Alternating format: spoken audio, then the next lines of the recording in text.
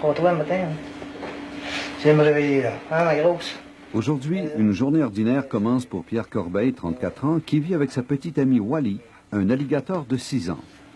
Ah, tu veux que je te fasse écouler un bain? La grosse. Hein? Un plat d'origine. Dans son 3e étage de Saint-Henri, il est normal pour Pierre de se lever chaque matin avec un alligator dans les bras. Après le réveil, le rituel du bain est toujours très important, car c'est là que Wally se retrouve dans son élément naturel. Malgré que ses semblables vivent dans les marécages, Wally s'est bien adapté à Montréal. Cependant, elle doit faire face quelquefois à des terrains un peu particuliers.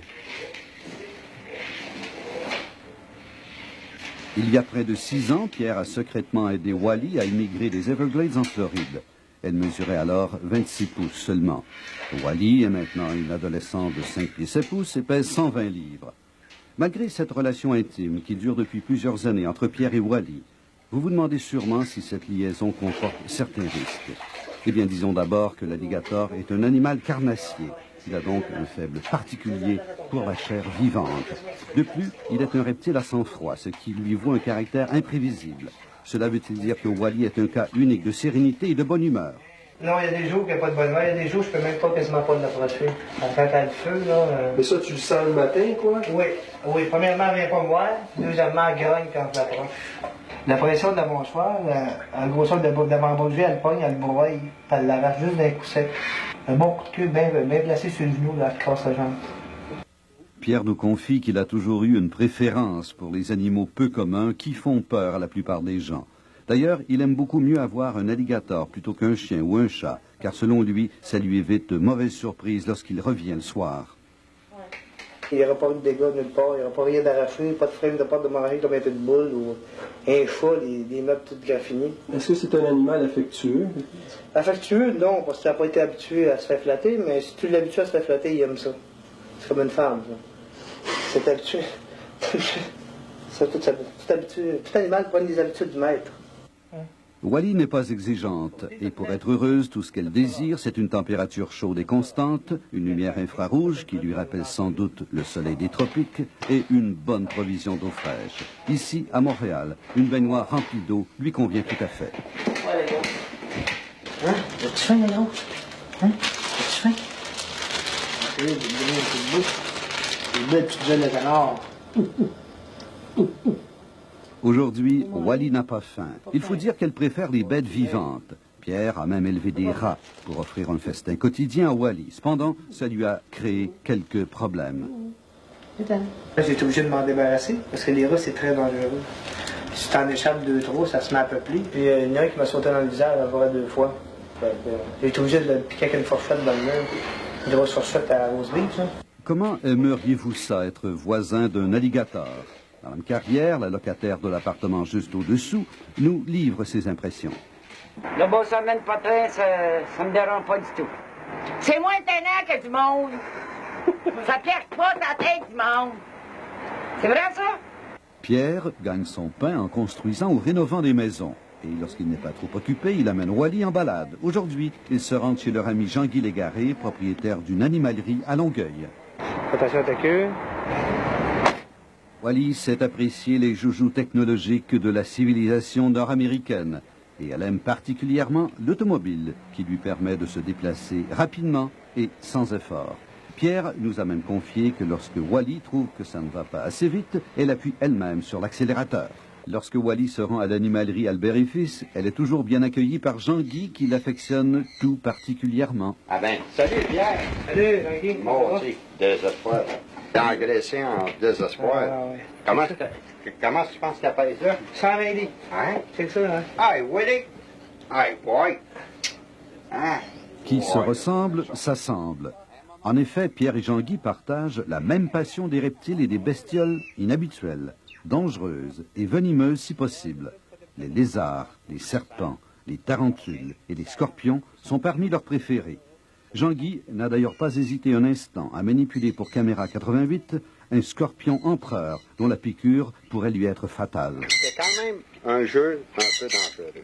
OK? Un accident, le mot l'a dit. OK? Alors, c'est une chance que tu prends, ce sont des chances que tu prends. Pierre, lui aussi, aime prendre de grands risques. En effet, Wally n'est pas la première bête dangereuse qu'il héberge.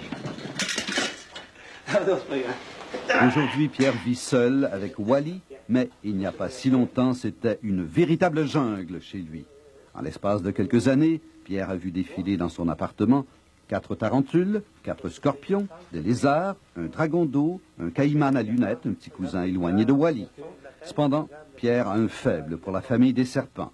Il a donc agrémenté son environnement d'un serpent bijou, d'un boa, de 2 pythons de 16 pieds et demi et d'un anaconda de 12 pieds. Nous avons donc demandé à Pierre qu'est-ce qui l'attire tant vers ce genre d'animal.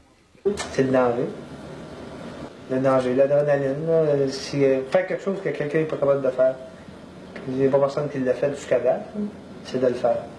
C'est ça qui est important. C'est bien beau tout ça, mais Pierre a-t-il peur d'une espèce animale en particulier? Oui, les belles-mères.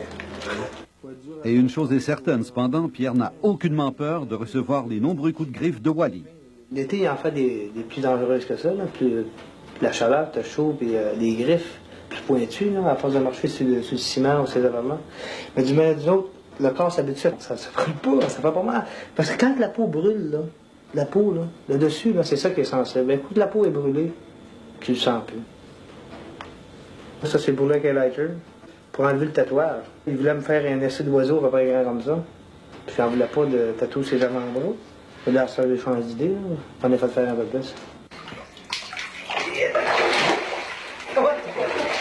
Actuellement, Wally se contente de vivre dans un 3,5. Ce n'est pas toujours facile. Mais imaginez donc ce qui arrivera dans quelques années, alors qu'à pleine maturité, Wally atteindra 14 pieds et pèsera 1300 livres.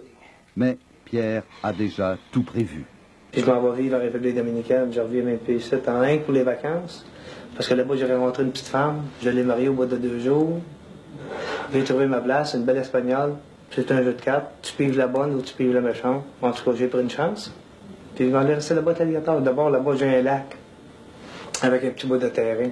Fait que ça me donne de venir me casser la tête, payer des taxes, c'est comme un fou, là.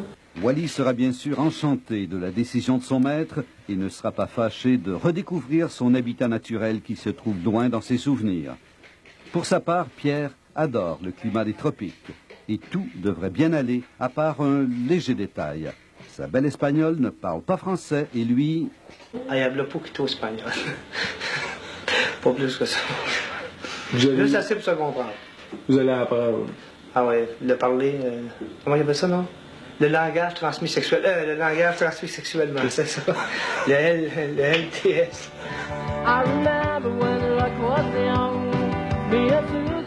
Si Wally a hâte de retrouver ses semblables en République dominicaine, il y a cependant un aspect de sa vie actuelle qui lui manquera.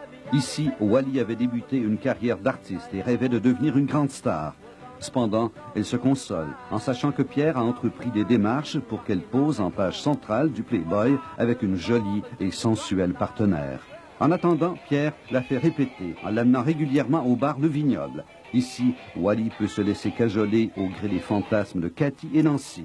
Tranquillement, le métier entre et à la grande satisfaction de Pierre, Wally devient peu à peu une véritable bête de scène. Depuis 1 an, qu'est-il advenu de Pierre et de sa douce Wally? Nous avons rencontré Pierre récemment avec une nouvelle compagne, un varan du Nil. J'étais obligé de me défaire de Wally, l'alligator, parce que je me suis marié, puis je m'en retourne à vivre dans le sud. Puis je ne pouvais pas l'apporter avec moi, ils n'ont pas voulu me le laisser passer. Fait que je l'ai vendu à un de mes chums, Sylvain. Puis j'ai pas pu rester non plus en République dominicaine parce que ma femme, vu que j'étais encore marié au Canada, je n'étais pas divorcé légalement avec les papiers. Ma femme du Sud le su, a fait une plainte de bigamie, fait que j'ai pas resté là-bas pour avoir mon dessert, je me suis revenu. Puis là, je me suis acheté un verre à me consoler. Wally ne reverra jamais les étangs de la République dominicaine, mais son nouveau maître lui réserve quand même un bel avenir. Je vais essayer de faire la reproduction parce que j'ai un mâle de 4 pieds. Il faut que j'attende une couple d'années encore. Fait que d'ici l'année prochaine, j'ai l'intention de m'acheter une ferme, essayer de faire ma propre reproduction. Puis, Wally va faire des bébés. Oui, on va s'essayer.